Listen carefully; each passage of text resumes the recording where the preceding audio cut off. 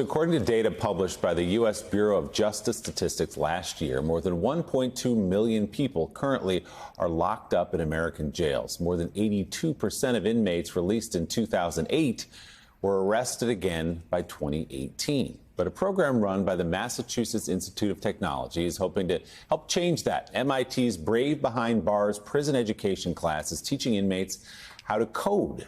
And organizers hope that program will help students be better prepared for life after prison. Joining us now with more on this story, NBC News correspondent, NBC News Now anchor, our good friend Morgan Radman. Good morning, Morgan. Hey there, Willie. Good morning. Listen, prison reform, it's something that we hear a lot about, but often we don't see it from the inside. But there's a program that's really trying to change what and how inmates learn behind bars in an attempt to set them up for success once they are out. It's a win-win, says the founders say, not only for the inmates, but also for you and me. Take a look.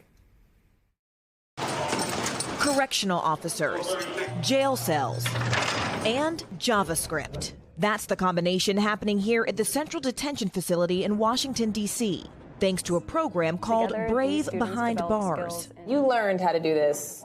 How long? 3 weeks. 3 weeks. It's a 12-week course that brings PhD candidates from MIT to jails and prisons, teaching inmates programming, digital literacy, and how to make their own websites. So that all comes from that code you were just writing? Yes, ma'am. The goal, say co-founders Martin Nisser and Marissa Gates, is to make sure inmates are ready for the real world when they get out. Why computers and coding? These kind of skills are really kind of paramount for fostering success in the modern workplace. What about people who say, these people have committed offenses?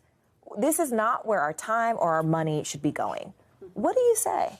You could imagine that the people who are being released might be your neighbor. Would you rather have that person have just spent years behind the wall without any support, or would you rather that they challenged themselves, learned marketable skills?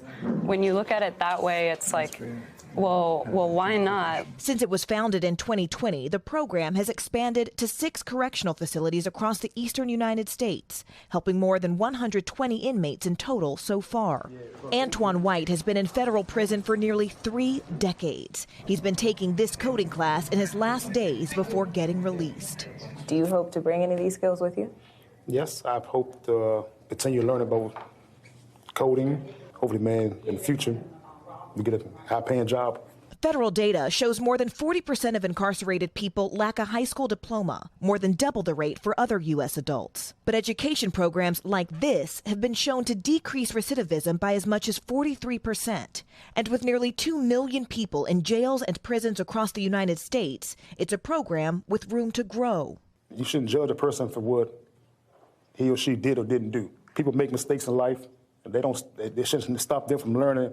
If you're not willing to help him when you're trying to help yourself, you'll never see nothing better. A lesson in ones and zeros that could someday lead to a second chance. So all the jails and the prisons offering these classes are partnered with a college or university, meaning the students who finish the program will get real-life college credit, which means once they serve their time and they're released, they'll be one step closer to a full college degree. It's such a great idea. You touched on it in the piece that it's expanded to 6 other places. Is there more room for growth as they see the success of this program to put it in prisons across the country? Yeah, that's our hope. And all the inmates we spoke to said, look, this makes me feel like a human in a place that makes me often feel like a number. And so they're saying this will keep me busy. This makes me less likely to reoffend and end up behind bars. And that's why they say they hope this can expand. You know, Morgan, there are a few populations in this country that receive lack of sympathy more so than anybody in prison. And yet, if you talk to the inmates, and I don't know how many you get to talk to during your reporting, you find out that they grew up with a lack of family structure, many of them, a lack of educational structure, most of them. And so this is kind of a gift in terms of their release, that they will have some sort of structure to present to a potential employer. It comes down to structure, but, you know, they come down to relationships. One of them said, look, the fact that I had someone take their time, who is a professor at Georgetown, at MIT, spend their time with me, it says that I'm worthy of being equal to the students who pay for this type of education, which, of course, is the rub, right? Some people are saying, why should we offer these kind of programs for free when people are paying good dollars for this? But they said it's that relationship and it's that investment that will ultimately pay dividends. Brave Behind Bars, it's called. Such a fascinating story. Morgan Radford, great to see you, Morgan. Thanks so much.